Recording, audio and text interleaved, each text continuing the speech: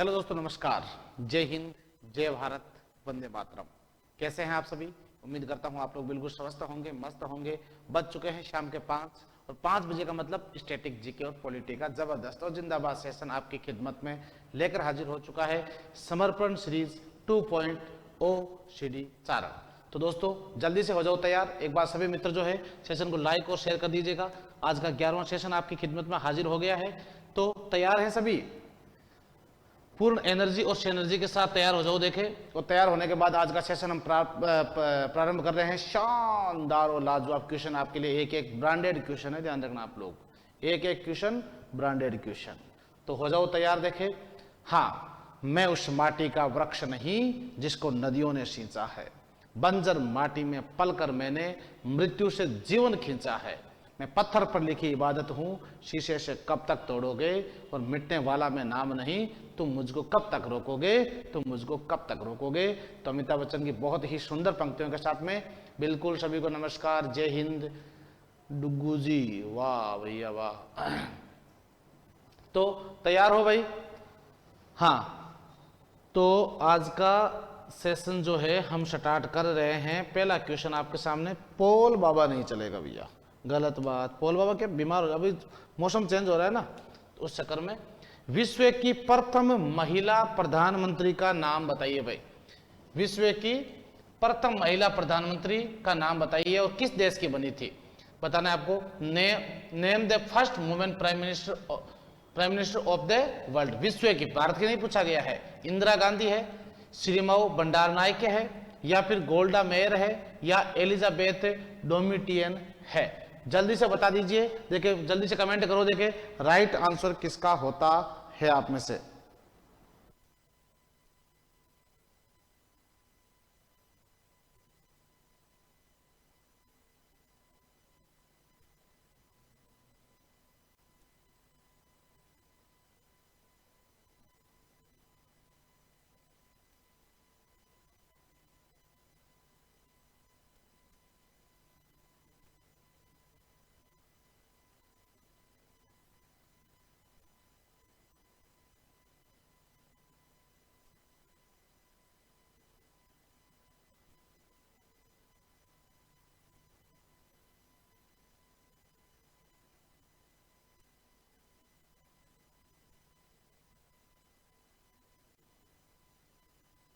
हाँ, तो इंदिरा गांधी, श्रीमती भंडारनायके, या फिर गोल्डा मेयर, एलिजाबेथ डोमिटियन। तो यहां आपका राइट आंसर क्या हो जाएगा? श्रीमती भंडारनायके। किस देश की बनी थी भाई? तो ये बनी थी श्रीलंका। चलो जल्दी से कमेंट करके बताओ श्रीलंका की राजधानी कहां है। तो श्रीलंका की राजधानी है जयवर्धनापुरम। जयवर्धनापुरम कोट, जयवर्धनापुरम कोट। अब अगर आपसे पूछे कि भारत की प्रथम महिला प्रधानमंत्री कौन थी, तो वो थी इंदिरा गांधी। भारत की प्रथम कौन थी? इंदिरा गांधी। कब बनी थी? तो ये बनी थी 1966 से 77 तक और 1980 से 1984 ईस्वी तक, 2 बार। और इंदिरा गांधी जो है 1984 ईस्वी में इंदिरा गांधी की हत्या कर दी गई थी गोली मारकर के। 31 अक्टूबर 1984 को सतवंत सिंह और बेअंत सिंह नामक 2 अंगरक्षकों ने। अगर आपसे पूछे कि भारत की प्रथम सीएम कौन थी, महिला सीएम, प्रथम महिला सीएम, ये एक टॉपिक ध्यान रखना भाई, आप लोग पूरा कवर करना, अच्छे से लिख लेना जहां जहां आपको आंकड़े मिलते हैं। भारत में प्रथम महिला और प्रथम पुरुष दोनों। हाँ बिल्कुल बिल्कुल, बहुत बढ़िया, बेहतरीन। हाँ, तो भारत की प्रथम महिला और प्रथम पुरुष, ये दोनों आपको अच्छे से ध्यान रखने हैं भाई, जिसमें 50-50, 60-60 आंकड़े हैं टोटल, सारे एक साथ कवर करके लिखना आप लोग। क्वेश्चन आता है इसका बहुत बार एग्जाम में। तो प्रथम महिला सीएम कौन थी भाई? सुचेता कृपलानी। सुचेता कृपलानी किस देश की, किस राज्य की बनी थी? तो ये बनी थी भाई उत्तर प्रदेश। अगर आपसे पूछे कि प्रथम महिला राज्यपाल कौन हुई थी भारत की, राज्यपाल, तो वो हुई थी सरोजनी नायडू। सरोजनी नायडू हुई थी। और ये भी कहां की हुई भाई? यूपी की। और आपको जानकारी के लिए बता दूं, सरोजनी नायडू जिसे बोलते हैं अपन उपनाम के रूप में भारत की कोकिला। भारत की स्वर कोकिला कौन है? लता दीनानाथ मंगेशकर। लेकिन भारत की कोकिला कौन है? तो वो है सरोजनी नायडू। और सरोजनी नायडू ने राज्यपाल के बारे में कहा था कि राज्यपाल सोने के पिंजरे में कैद पक्षी के समान है। सोने के पिंजरे में कैद पक्षी के समान तुलना किसने की थी? तो सरोजनी नायडू के द्वारा ही की गई थी। तो ये भी आपको अच्छे से, सरोजनी नायडू भारत की प्रथम कांग्रेस की भारतीय मूल की महिला अध्यक्ष हुई थी, जबकि प्रथम महिला अध्यक्ष थी एनी बेसेंट। ओके, अगला क्वेश्चन आ गया भाई, ये रहा, बताओ देखे, निम्न में से कौन सी एशिया की सबसे बड़ी घाटी है भाई? एशिया की सबसे बड़ी घाटी इनमें से कौन सी है? ऑप्शन है आपके पास में, अलाई घाटी है, डांग घाटी है, चुई घाटी है, या फरगना घाटी है। एशिया की सबसे बड़ी घाटी, एशिया की सबसे बड़ी घाटी समझो। इससे पहले आप लोग थोड़ा सा देखिएगा, विश्व की सबसे लंबी पर्वत श्रृंखला कौन सी है? विश्व की सबसे लंबी पर्वत श्रृंखला कौन सी है भाई? तो वो है एंडीज। कौन सी है? एंडीज पर्वत श्रृंखला। अगर आपसे पूछे कि विश्व का सबसे ऊंचा पठार कौन सा है, विश्व की छत जिसे कहते हैं, ऊंचा पठार कौन सा है, तो आपका उत्तर हो जाएगा पामीर का पठार। पामीर का पठार कहां पर है? तिब्बत में है। इसे विश्व की छत कहा जाता है, विश्व की छत। फिर अगर आपसे पूछे कि विश्व आपके भारत में विश्व की सबसे ऊंची चोटी कौन सी है, तो वो तो सोचने की जरूरत नहीं है, माउंट एवरेस्ट। माउंट एवरेस्ट विश्व की सबसे ऊंची चोटी है और 8,848 मीटर। और फिर आता है प्रश्न कि विश्व की सबसे ऊंची चोटी माउंट एवरेस्ट नेपाल में है, इसे सागरमाथा कहा जाता है नेपाल के अंदर। और माउंट एवरेस्ट को क्लाइंट करने वाले प्रथम भारतीय कौन थे भाई? शेरपा तैंग और एडमंड हिलेरी। तो इसके बाद ध्यान रखो, भारत में प्रथम महिला कौन थी? तो वो थी बछेंद्री पाल। और 2 बार क्लाइंट करने वाली संतोष यादव। और विश्व की प्रथम विकलांग महिला जिसने माउंट एवरेस्ट को क्लाइंट किया था वो कौन है भाई? तो वो है, ध्यान रखना, अरुणिमा सिन्हा। अरुणिमा सिन्हा बिल्कुल सही है। हाँ सर जी क्लास में क्वेश्चन, हाँ अरे भैया ध्यान रखो आप लोग, क्वेश्चन ज्यादा करने का टारगेट मत रखो।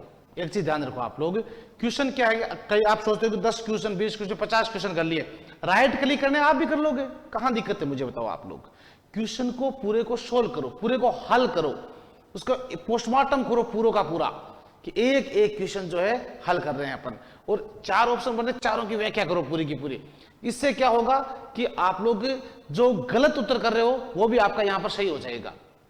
तो एक बार आप लोग सोल्व कर लो अच्छे से। जीके कोई मैथ नहीं है कि इसमें a+b+c का होल स्क्वायर करना है, एक बार पढ़ लिया तो दिमाग में एग्जाम में आ जाता है, हाँ ये बात हमने कभी सुनी है कभी जिंदगी में। तो ये जैसे क्वेश्चन है ना, ये सारे पूछे गए क्वेश्चन है, ध्यान रखो आप लोग। तो यहां आपका राइट आंसर कौन सा हुआ भाई? डांग घाटी आपका यहां बिल्कुल करेक्ट आंसर हो गया है भाई। निम्नलिखित में कौन सी एशिया की सबसे बड़ी घाटी है? डांग घाटी है। अगला क्वेश्चन है, अच्छा क्वेश्चन है, ये भी पूछा गया क्वेश्चन है, सोने का शेर अपने दाहिने अग्र पंजे में तलवार पकड़े हुए किस देश का राष्ट्रीय प्रतीक चिन्ह है? भारत के राष्ट्रीय प्रतीक चिन्ह जो है, ध्यान रखो आप लोग, सारनाथ का स्तंभ जो है अपना, उसमें क्या है? 4 सिंह की आकृतियां बनी जो सारनाथ से लिया गया है, ध्यान रखो आप लोग। और श्रीलंका में जो है आप कभी देखना कि एक तरफ शेर बना हुआ है, और शेर जो है, जैसे शेर है ये, और शेर का जो पंजा है आगे का, उस पंजे पे जो है तलवार थमाए हुए हैं, इस तरह से जो बना हुआ है वो श्रीलंका का राष्ट्रीय आपके प्रतीक चिन्ह है। तो श्रीलंका आपका यहां पर बिल्कुल करेक्ट आंसर हो जाएगा। मैं आपको पुनः बता देता हूं, श्रीलंका जिसे एशिया का मोती कहा जाता है, हिंद महासागर का मोती या एशिया का मोती नाम से अपन जान सकते हैं। भूटान जिसकी राजधानी कहां पर है रे? थिम्पू। थिम्पू। और न्यूगल ड्रम यहां की है करेंसी, श्रीलंका की श्रीलंकन रुपया ही है। म्यांमार की नेपियडाव। नेपियडाव मुद्रा क्या है? क्यात। क्यात। और ये पाकिस्तान, इस्लामाबाद, पाकिस्तानी रुपया यहां की है मुद्रा, तो यहां आपका राइट आंसर क्या हो गया भाई, श्रीलंका आपका यहां बिल्कुल करेक्ट आंसर हो गया है। अगला क्वेश्चन ये रहा, बताओ देखे, भारत के निम्नलिखित में से किस पड़ोसी देश में प्रसिद्ध कटास राज मंदिर परिसर कई धर्मों के मंदिरों के साथ स्थित है, यानी जिसमें अनेक धर्मों के, यानी उसमें हिंदू धर्म है, जैन धर्म है, बौद्ध धर्म है, या फिर मैं कहूं आपको अन्य अन्य जो धर्म है उन धर्मों की मूर्तियां जो है वहां अपन को देखने को मिलती है, तो कहां स्थित है, तो कटास राज मंदिर किस परिसर जो है वो कहां स्थित है, पाकिस्तान में है, श्रीलंका में है, अफगानिस्तान में है, या फिर म्यांमार में है। तो यह आपका उत्तर, आपका राइट आंसर हो जाएगा पाकिस्तान में। इसके अलावा पाकिस्तान में एक प्रसिद्ध मंदिर और है भारत का, वो कौन सा है, तो वो है हिंगलाज माता मंदिर, प्रमुख शक्तिपीठ, हिंगलाज माता मंदिर, ये भारत का प्रमुख शक्तिपीठ है भाई। और ये कहां स्थित है, यह है बलूचिस्तान में, बलूचिस्तान इन पाकिस्तान में, हिंगलाज माता का मंदिर। जबकि अगर आपसे यह पूछे कि मंदिरों की बात जब विषय की आती है तो सबसे इंपॉर्टेंट पूछते हैं आपसे, पाशुपतिनाथ मंदिर कहां स्थित है, बताओ, कमेंट करो देखे, पाशुपतिनाथ मंदिर जो है वो कहां स्थित है, तो यह है भाई काठमांडू में, काठमांडू इन नेपाल। आपको सबको ज्ञात हो ये किस शैव धर्म की प्रमुख पीठ है, शैव धर्म भगवान शिव को पूजने वाले, और भगवान शिव के जो अवतार हुए थे उनमें से एक अवतार था, आपको पता हो तो लकुलिश, नाम सुना है, जल्दी कमेंट करो देखे, किस किस ने नाम सुना है लकुलिश, हाँ लकुलिश बिमल, वाह, दाने दाने में केसर का दम, बोलो जुबा केसरी, वाह भाई वाह, कितने बड़े दुर्भाग्य की बात है, ध्यान रखो कि अगर एक कभी वीडियो वायरल हो रहा है, आपने देखा इंस्टाग्राम के ऊपर, जिसमें एक लड़का है वो बता रहा है कि जो आईआईटी यानी है वो, ध्यान रखो, आईआईटी का एग्जाम देता पास हो गया था और आईआईटी कर रहा है वो अभी, लेकिन उसके पास पैसे नहीं है उसके पास, 95 लाख रुपए ऐसे रुपए वो हार गया सट्टे में, ऑनलाइन सट्टे बाजार में। ये कहते हैं ना 1 रुपए में 1 करोड़ जीतो, तो कभी चक्कर में आ मत जाना। अपने यहाँ पर तो राजस्थान में जमीन के भाव भी नहीं है इतने कि उनका कर्जा आप चुका सको, इसलिए गलती से भी गलती मत कर बैठना। हाँ सर वीडियो तो मैं कह रहा हूँ ना आपको, वीडियो वायरल हो रहा है, उस पर वो हो रहा है कि मेरे माता पिता सब जो है, सब ने मेरा साथ छोड़ दिया है, और माता पिता बेचारे क्या करें जब उनके क्राइटेरिया से बाहर निकल जाता है मामला। अब 96 लाख रुपए बहुत होते हैं, 96 लाख है या करोड़ है मैं कंफर्म नहीं कर पा रहा हूं, जो भी है, लेकिन अपने लिए तो लाख ही बहुत ज्यादा है, 96 लाख तो बहुत बड़ी बात है। तो ऐसा बिल्कुल भी मत करना कि रातों रात जो अरबपति खरबपति बनने के जो सपने देख रहे हैं ना, सुन लेना, ये ड्रीम 11। और सबसे बड़ा दुर्भाग्य तो ये है कि भारत के बड़े बड़े जो स्टार खिलाड़ी है, स्टार जो एक्ट्रेस है, वो सबसे ज्यादा ऐड कर रहे हैं इसका, जिनको कितने लोग जो है उनको अपना भगवान मान करके, या मैं कहूँ आपको आदर्श है वो हम सबके, और वो लोग अगर ऐसा ऐड कर रहे हैं तो क्या ही कहें, लेकिन उपाय नहीं है अपने पास तो कुछ। कोई कहता है कमला पसंद, और कोई कहता है दाने दाने में केसर का दम। अरे तुम्हारे जो लड़के हैं उनको खिलाओ ना कमला पसंद, केसर खिला दो उनको, ताकि मजा आ जाएगा तुमको। तो ये आपको ध्यान रखना। इसके बाद में एक है भाई अंकोर वाट का विष्णु मंदिर, अंकोर वाट का विष्णु मंदिर। अंकोर वाट का विष्णु मंदिर कहां है भाई, यह है कंबोडिया में, कंबोडिया। याद रहे ये विश्व का सबसे बड़ा मंदिर है, विश्व का सबसे बड़ा, विश्व का सबसे बड़ा मंदिर है। और किस भगवान को समर्पित है, तो नाम से ही पता चल रहा है भगवान विष्णु का मंदिर है। अगला क्वेश्चन ये रहा भाई, बताओ देखे। सागर माता एक नेपाली नाम है, ये तो अभी मैंने आपको बताया, मेकालू पर्वत का है, लाहोत्से का है, कंचनजंगा का है, माउंट एवरेस्ट का, तो जी हाँ बिल्कुल माउंट एवरेस्ट का है भाई। माउंट एवरेस्ट को नेपाल में क्या बोलते हैं, तो नेपाल में इसको सागर माथा कहा जाता है। सभी लाइक शेयर करो भाई एक बार देखें, सागर माथा के नाम से इसको जाना जाता है। अगर आपसे पूछे कि तिब्बत चाइना के सेक्टर में से क्या कहा जाता है, बताओ। चोमालुंगमा, चाइना वाले तो पता नहीं क्या ही क्या बोलते हैं, चोमालुंगमा। किसको? माउंट एवरेस्ट को। कंचनजंगा कहां पर है रे? कंचनजंगा है सिक्किम में। कहां पर है? सिक्किम में। यह पूर्णतः भारत में स्थित भारत की सबसे ऊंची चोटी है। अगर आपसे पूछे कि भारत की सबसे ऊंची चोटी कौन सी है, तो K2, नो डाउट। K2 जिसे अपन बोलते हैं गॉडविन ऑस्टिन, गॉडविन ऑस्टिन अपन बोलते हैं। और ये पूर्णतः भारत में स्थित कौन सी है? ये तो कितनी है? 8,611 मीटर ऊंची है। और यह है 8,598 मीटर। तो यहां आपको यह ध्यान रखना है कि कंचनजंगा पूर्णतः भारत में स्थित वर्तमान में सबसे ऊंची, क्योंकि ये K2 कहां पर है? यह है POK में भाई, पाक अधिकृत कश्मीर में है वर्तमान में। अपनी हो जाएगी, कोई बड़ी बात नहीं, लेकिन फिलहाल के लिए नहीं है। तो यहां आपका कंचनजंगा भाई बिल्कुल करेक्ट आंसर हो गया है। अगर आपसे पूछे कि प्राचीनतम वलीय पर्वतमाला विश्व की कौन सी है, तब आपका उत्तर हो जाएगा अरावली, जिसको अपन बोलते हैं आडावल, आडावल उबी हियोलिया, आडावल।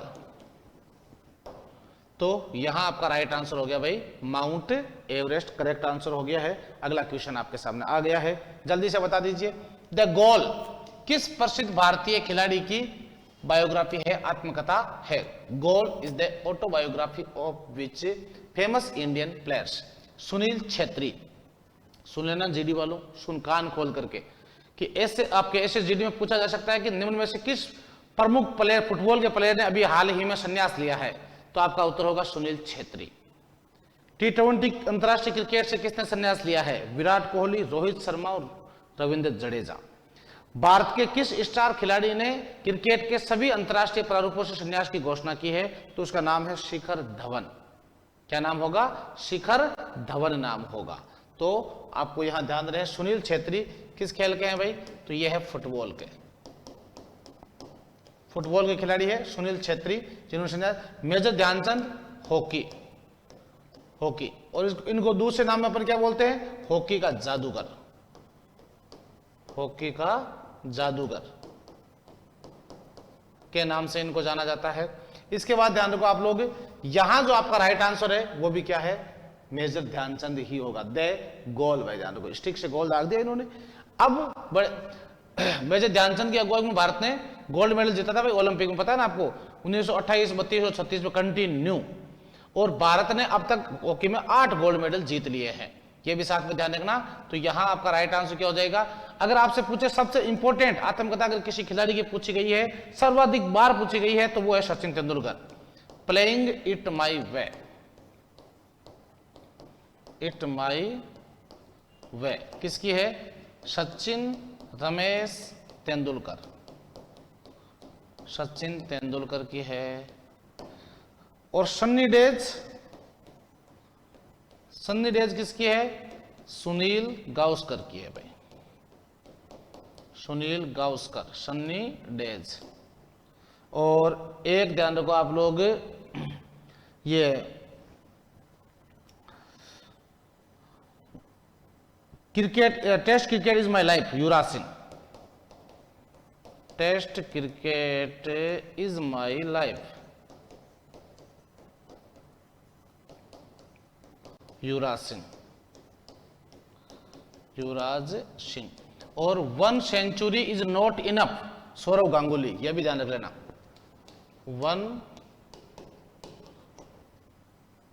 1 century is not enough, not enough. यह किसकी है? यह है सौरव गांगुली, दादा।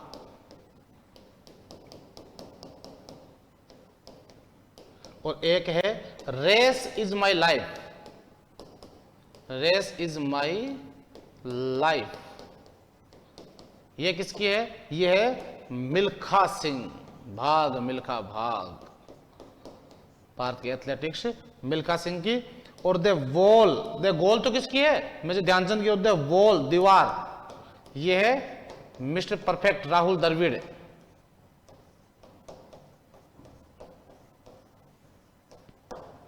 तो यहां आपका राइट आंसर हो गया भाई मेजर ध्यानचंद। के साथ में ये भी पुस्तकें आपको लिख लेना है, स्क्रीनशॉट बिल्कुल लीजिए, स्क्रीनशॉट पूर्ण एनर्जी उस एनर्जी के साथ लीजिए।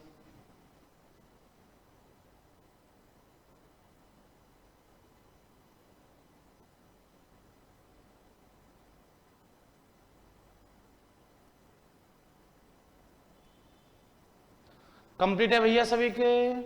नेक्स्ट क्वेश्चन आ गया फिर आपके सामने, ये रहा। और नेक्स्ट क्वेश्चन से पहले ये शानदार इंफॉर्मेशन आपके लिए, आपकी खिदमत में हाजिर बाबू भैया। तो एसएससी, सीजीएल, सीपीओ, सीएचएसएल का 30 सितंबर से बैच स्टार्ट हो रहा है। कितनी बजे? सुबह 7 बजे। टाइम नोट कर लेना अच्छे से। एसएससी जीडी का भी न्यू बैच स्टार्ट हो रहा है। कब? 30 सितंबर सुबह 7 बजे। लोकेशन क्या रहेगी आपके? तो मंगल टावर, विष्णु धर्मशाला के सामने, रातानाडा, जोधपुर। अधिक जानकारी के लिए आप लोग 9773366869 पर भी कॉल करके जानकारी ले सकते हैं। इस बैच में अगर आप लोग इनरोल होना चाहते हैं तो आज ही अपना रजिस्ट्रेशन सुनिश्चित करें। 30 तारीख से ये नए बैच स्टार्ट हो रहे हैं, क्योंकि जीडी के लिए आपके पास अब ज्यादा समय नहीं बचा है, इसलिए आप लोग इस बैच के साथ पहले दिन से जुड़ करके और अपने सपनों को दीजिए नई उड़ान। इस बार एसएससी जीडी पार के स्लोगन को कीजिए सार्थक भाई। अगला क्वेश्चन ये रहा, बताओ देखे। निम्नलिखित में से कौन अंतरराष्ट्रीय एथलेटिक मारिया शरापोवा की आत्मकथा है भाई? Maria Sharapova, open and autobiography, unbreakable but seriously, unrestorable, my life so far. इसमें से मारिया शरापोवा, पहले तो ये बताओ कहां की है मारिया शरापोवा? तो ये है भाई रूस की खिलाड़ी है भाई। किस देश की है? रूस की प्रमुख खिलाड़ी है ये। और इसकी प्रमुख आत्मकथा आपसे पूछी गई है, तो जल्दी से बता दीजिए कि मारिया शरापोवा की प्रमुख आत्मकथा का नाम क्या है?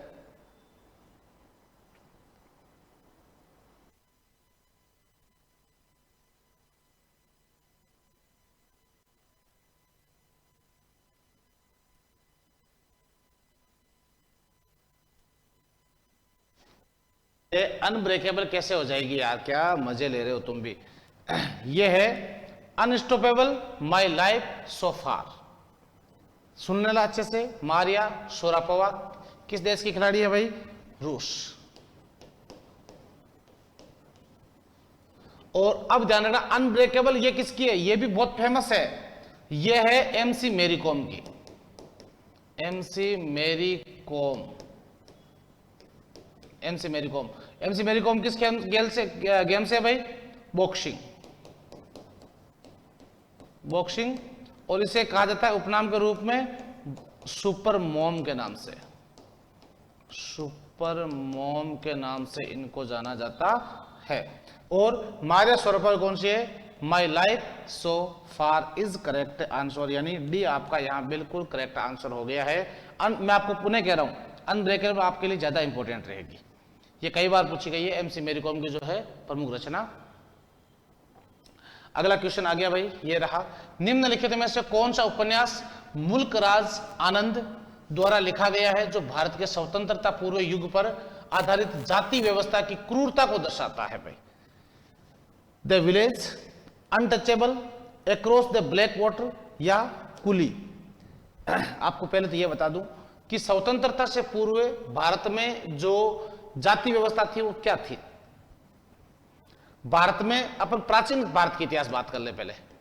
प्राचीन काल में क्या सिस्टम था? जब अपन बात करते हैं वैदिक काल की, तो 4 वर्गों में भारत बंटा हुआ था। नंबर 1 सबसे उच्च वर्ग होता था ब्राह्मण, दूसरा क्षत्रिय, तीसरा वैश्य और चौथा शूद्र। ब्राह्मण, क्षत्रिय, वैश्य और शूद्र। सबसे उच्च वर्ग होता था ब्राह्मण। कहते हैं कि जिसकी उत्पत्ति ब्रह्मा के मुख से हुई थी। क्षत्रियों की उत्पत्ति ब्रह्मा की भुजाओं से हुई थी। वैश्यों की उत्पत्ति ब्रह्मा की जांघों से हुई थी। शूद्रों की उत्पत्ति ब्रह्मा के चरणों से हुई थी, ऐसे बताया जाता है। तो यहां सबसे इंपॉर्टेंट पॉइंट पहला क्या बनता है कि शिक्षा प्राप्त करने का जो अधिकार था वो ब्राह्मण कुल के पास में हुआ करता था। क्षत्रियों को शिक्षा जो मिलती थी वो शस्त्र की शिक्षा मिलती थी, अस्त्र शस्त्र चलाने की शिक्षा। वैश्य वर्ग जो हम जैसे लोग जो थे व्यापार वगैरह करते रहो। शूद्र वर्ग को शिक्षा प्राप्त करने का अधिकार नहीं हुआ करता था। और वास्तव में अगर देखा जाए तो बड़ी भयंकर स्थिति थी जब भारत आजाद हुआ था। उससे पहले की स्थिति भारत में अगर देखा जाए तो बहुत ही दयनीय स्थिति थी कि जो निम्न वर्ग के जो लोग हुआ करते थे उनको जो है उनके अधिकार बिल्कुल भी नहीं दिए जाते थे। भारत के संविधान, या मैं आपको कहूं सबसे इंपॉर्टेंट जो बात इसके अंदर जो अपन को देखने को मिली वो देखने को मिली शिक्षा।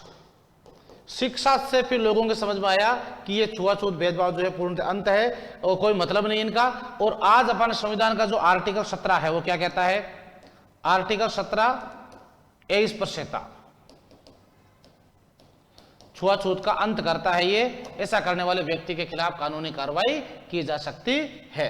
और इनके द्वारा मुल्क राज आनंद के द्वारा जो लिखा हुआ है उसका नाम है अनटचेबल, जिसमें इन्होंने 1947 से पूर्व की जो क्रूरतियां है उसके बारे में बड़े ही मार्मिक तरीके से इसके बारे में इन्होंने बताया भी है और समझाया भी है। ध्यान रखें आप लोग। तो यहां आपका राइट आंसर क्या हो जाएगा? Untouchable is correct answer. इस कूली पर तो अमिताभ बच्चन की फिल्म भी बनी हुई है, आपको पता हो तो। कूली फिल्म देखी हुई है? किस किस की देखी हुई है बताओ देखे। कूली फिल्म किस किस की देखी हुई है? सर ये जो नीचे आ रहा है पट्टी से, नहीं ये तो कभी कभार कोई आता रहता है बीच बीच में से। माहौल बनना जरूरी है। जिंदा है तो जिंदा होने का एहसास होना बहुत जरूरी है। सांसें तो सभी की चलती है, शरीर की नुमाइश भी होनी बहुत जरूरी है भैया। तो जल्दी से बताओ देखे। कुली शब्द देखी है सर हमने, बिल्कुल बहुत बढ़िया। सूर्यवंशम तो सेट मैक्स वालों ने सबको दिखाई दी थी। हाँ, अगला प्रश्न है महाकाव्य कविता कामायनी के लेखक निम्न में से कौन है? कामायनी जयशंकर प्रसाद, गोपाल सन्नासिना, महादेवी वर्मा और महावीर प्रसाद द्विवेदी। वैसे हजारी प्रसाद द्विवेदी भी कवि हुए हैं। तो कामायनी जो है वो जयशंकर प्रसाद के द्वारा लिखी गई है। एक है मैथिली शरणगुप्त की, ध्यान रखो, साकेत, ये भी कई बार पूछी गई है भाई। साकेत किसकी है? मैथिली शरणगुप्त। और एक इसमें जो इस टाइम के कवियों में ज्यादा पूछते हैं भारत दुर्दशा। भारत दुर्दशा। साकेत किसका नाम था रे? साकेत पुराना अयोध्या का नाम है। भारत दुर्दशा ये भारतेंदु हरिश्चंद्र, भारतेंदु हरिश्चंद्र, भारत दुर्दशा। इसके बाद में खूब लड़ी मर्दानी वे तो झांसी वाली रानी थी। ठीक है ना? हर बोलों के मुख से हमने सुनी कहानी थी, खूब लड़ी मर्दानी वे तो झांसी वाली रानी थी। या मैं आपसे कहूं कि जो वंदे मातरम है, बताओ देखे, वंदे मातरम जो गीत है वो किसके द्वारा लिखा गया था? इसमें अपन गलत करके आते हैं। लता मंगेशकर, लता मंगेशकर जी ने गाया था इसको लिखा था कवि प्रदीप ने। कवि प्रदीप के द्वारा इसको लिखा गया था। तो ये आपका राइट आंसर क्या हो गया? यहां पर जयशंकर प्रसाद आपका यहां पर बिल्कुल करेक्ट आंसर हो गया है। इसके अलावा मुंशी प्रेमचंद वाला आपको पता ही है। गोदान है, रंगभूमि है, प्रेमाश्रम है, बड़े घर की बहू है, पूस की रात है, नमक का दरोगा है। इसीलिए मुंशी प्रेमचंद जी को जो है क्या बोलते हैं रे? उपन्यास सम्राट के नाम से जानते हैं भाई,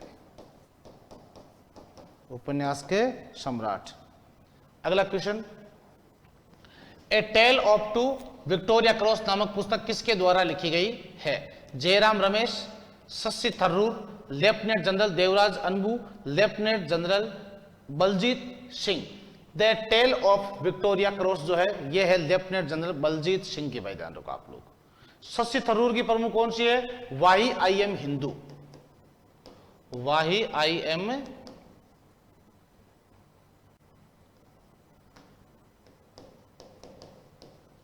एम हिंदू। ये किसकी है भाई? ये है शशि थरूर की। इसके अलावा एक पूछते हैं इंपॉर्टेंट सलमान रुश्दी की, मिडनाइट चिल्ड्रंस। मैं कई बार बता चुका हूं ये midnight children's. Man Booker award से सम्मानित है ये सलमान रुश्दी की।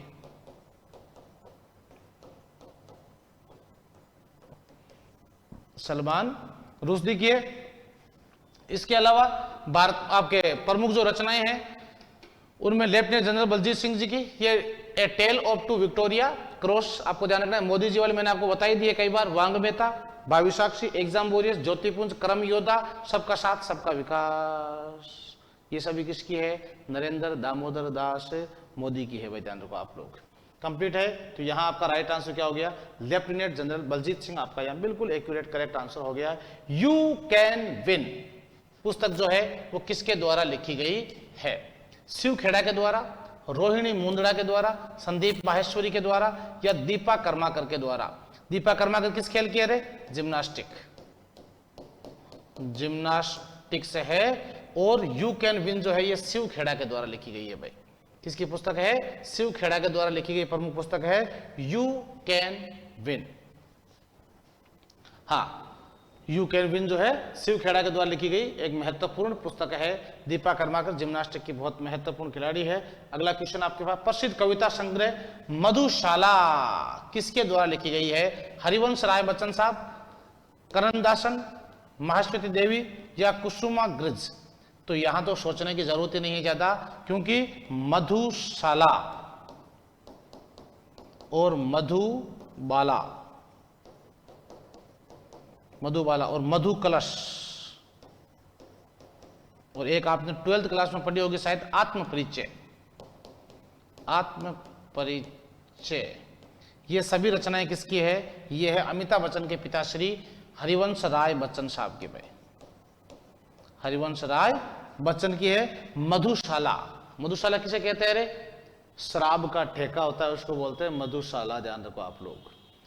जिसका प्रमुख स्लोगन बहुत फेमस रहते हैं कि अंधेरा ढक ले सूरज को तो उजाले की खता क्या है। अंधेरा ढक ले सूरज को तो उजाले की खता क्या है? अंधेरा ढक ले सूरज को तो उजाले की खता क्या है? और लगी हो सेंध दीवारों पे तो फिर ताले की खता क्या है? किसी के रूप की मदिरा नशे से भी नशीली हो और कोई इसे पी करके मर जाए तो इसमें प्याले की खता क्या है? इसमें प्याले की खता क्या है? मधुशाला का ही हरिवंश राय बच्चन। और इनकी सबसे फेमस रचना कि लहरों से डरकर नौका पार नहीं होती और कोशिश करने वालों की कभी हार नहीं होती।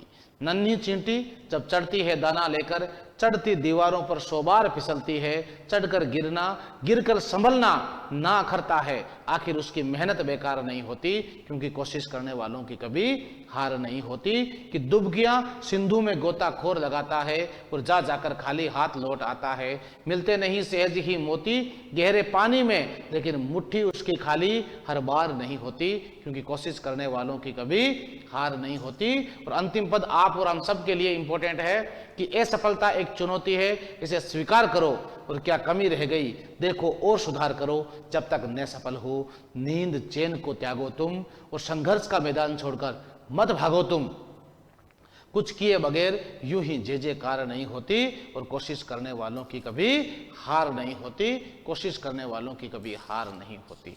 तो आप लोग कोशिश करें, मेहनत करें तो निश्चित रूप से अपन सफल होंगे, ऐसी कामना के साथ में अगला क्वेश्चन आ गया है भैया। ये रहा, बताओ देखे, निम्नलिखित में से कौन विश्वनाथ आनंद के बाद भारत के दूसरे ग्रैंड मास्टर बने? अभिजीत कुंटे या दिव्येंदु बरुआ या पी हरिकिशन कृष्ण या शशि किरण कृष्णन?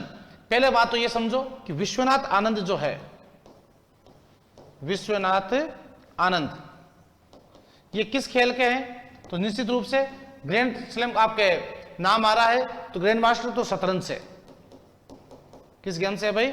शतरंज से। ये भारत के पहले ग्रैंड मास्टर थे, और भारत का जो खेल का सबसे बड़ा पुरस्कार है जिसे अपन आज बोलते हैं मेजर ध्यानचंद खेल रत्न पुरस्कार, मेजर ध्यानचंद खेल रत्न पुरस्कार जो बोलते हैं, उसको प्रथम विजेता कौन रहे थे? प्रथम विजेता विश्वनाथ आनंद ही रहे थे। उसको पहले बोलते थे राजीव गांधी खेल रत्न अवार्ड के नाम से भी इसको जाना जाता था भाई, ध्यान रखो आप लोग।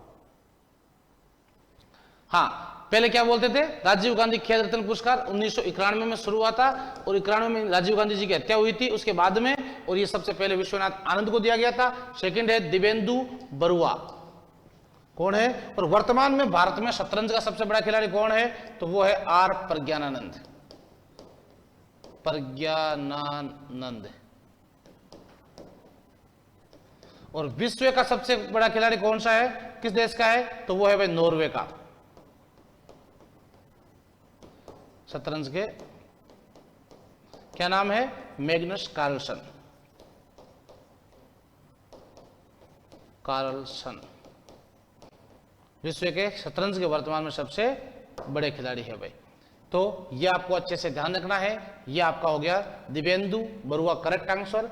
और कैसा लगा आपको आज का सेशन, क्योंकि आज की समयावधि जो है वो हो जाती है समाप्त। अपन मिलेंगे पुनः और एक शानदार सेशन के साथ में, तब तक दीजिए आप लोग मुझे इजाजत।